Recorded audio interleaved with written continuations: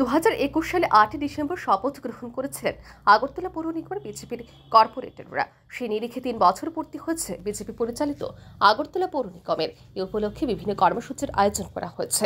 পাশাপাশি 2024 সালের শারদ সম্মান প্রদান অনুষ্ঠান এখনও অনুষ্ঠিত হয়নি। এই ইস্যুগুলিকে সামনে রেখে মঙ্গলবার আগরতলা পৌর নিগমের কনফারেন্স হলে এক গুরুত্বপূর্ণ কাউন্সিল বৈঠক অনুষ্ঠিত হয়। বৈঠকে পৌর নিগমের 51টি ওয়ার্ডের কর্পোরেটর ও আধিকারিকরাও উপস্থিত ছিলেন। এই বৈঠকে সংশ্লিষ্ট বিষয় নিয়ে আলোচনার ভিত্তিতে সিদ্ধান্ত এবং কর্মসূচি গ্রহণ করা হয়।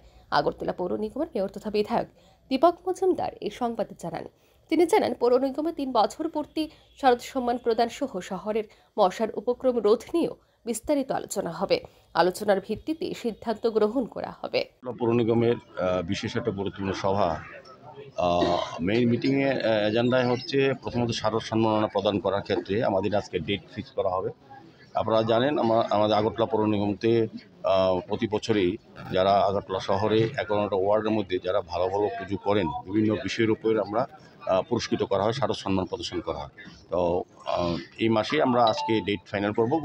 খুব সম্ভবত 30 ডিসেম্বরের আগেই আমরা কোনো একটা ডেট ঠিক করে আজকে আমরা জানিয়ে দেবো কবে শারদ সম্মাননা দেওয়া হবে। তারপর আছে আমাদের আপনারা জানেন 3য় বর্ষ 8 ডিসেম্বর আমাদের 3 বছর পূর্তি হয়েছে আগরতলা পৌর নিগমের। 2021-এ 8ই ডিসেম্বর আমরা প্রথম শপথ নিয়েছিলাম এবং 8ই ডিসেম্বর এই বছর 3 বছর পূর্তি হয়েছে। সেটাকে সামনে রেখে আমরা কিছু কর্মসূচি ঘোষণা করব। বিভিন্ন ওয়ার্ডে আমরা আজকে আলোচনা করা হবে। সবার মতামত নিয়ে আমরা আজকে সিদ্ধান্ত করব যে 3 বর্ষপূর্তিকে উদযাপন করার ক্ষেত্রে ওয়ার্ড ভিত্তিক কী কর্মসূচি গ্রহণ করা হয়। সেভাবেই আজকে মোটামুটি বিভিন্ন বিষয় নিয়ে আলোচনা, আগরতলা শহরের সার্বিক উন্নয়ন এবং মশা বিষয়ে, মশার যে কিছুটা উপদ্রব বেড়েছে বিভিন্ন কারণে, সেগুলি নিয়ে পর্যালোচনা হবে এবং তা প্রতিরোধ করার জন্য ব্যবস্থা গ্রহণ করার জন্য সিদ্ধান্ত নেওয়া হবে। মোটামুটি এই 3টি বিষয়ে আজকে আলোচনা হবে। আগরতলা পৌর নিগমের কাউন্সিল বৈঠকে 51টি ওয়ার্ডের কর্পোরেটররা উপস্থিত ছিলেন পৌর নিগমের আধিকারিকরাও। Bureau report, RE news.